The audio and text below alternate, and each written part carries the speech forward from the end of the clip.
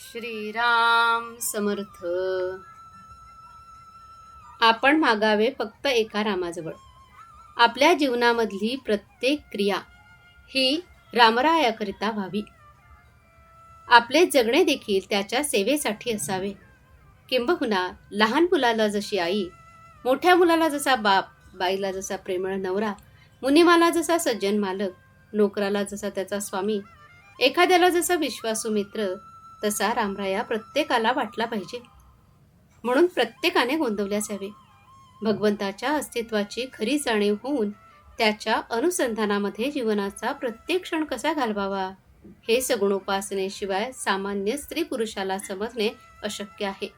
जगात घडून येणाऱ्या प्रत्येक गोष्टीमध्ये रामरायाची इच्छा काम करीत असल्याचे आपण जाणले पाहिजे.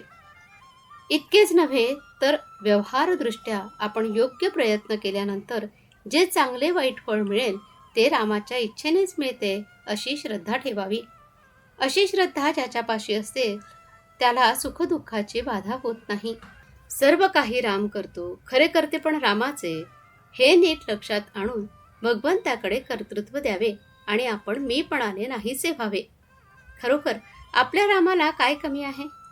आपण मागावे फक्त एका रामाजवळ. तो देईल अथवा न देईल, जे देईल त्यात समाधान मानावे. दुसऱ्या कोणाच्याही जवळ आपण कधी मागू नये. त्यामध्ये आपल्या उपासनेला कमीपणा आहे. मात्र देणाऱ्याने स्वखुशीने दिले तर ते टाकू नये. माझ्या आयुष्यात मी नामाशिवाय दुसरे साधन केले नाही. माझ्या गुरूंनी मला नामच दिले. तेच नाम मी सर्वांना देत आहे. तुम्ही ते नाम घ्या. तुम्हाला राम खात्रीने भेटेल. तोंडाने नेहमी राम राम म्हणत जा. भगवंताच्या नामामध्ये जीवाचे कल्याण आहे असा माझा अनुभव आहे. म्हणून ते जास्तीत जास्त स्त्री पुरुषांनी घ्यावे. कोणत्याही कार्याच्या पाठीमागे भगवंताच्या उपासनेचे बळ ठेवा. गायीचे रक्षण आणि तिची सेवा इतर कशासाठी नसावी, फक्त भगवंतासाठी असावी.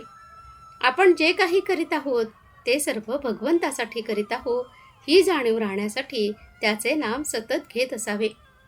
ज्यावेळी समाजातली पुष्कळ माणसे अमर्याद विषयासक्त बनतात त्यावेळी कलियुग सुरू झाले असे समजावे.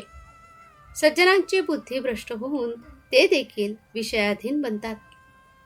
विषयांची प्राप्ती करून घेण्यासाठी वाटेल ते कृत्य करण्याची त्यांची तयारी असते. अशा वेळी भगवंताच्या नामाचे महात्म्य जो सांगतो त्याच्यावर कठीण प्रसंग यायचेच. पण परमात्मा सांभाळतो अशा निष्ठेने जो राहील तो प्रत्येक संकटातून सही सलामत पार पडेल यात शंका नाही. म्हणून प्रत्येकाने नामाला चिकटून असावे. जगाचा नाद सोडा आणि भगवंताचे प्रेम जोडा. आजचे बोधवचन. राम करता म्हणेल तो सुखी, मी करता म्हणेल तो दुःखी. जानकी जीवन स्मरण. जय जय राम. श्रीराम समर्थ.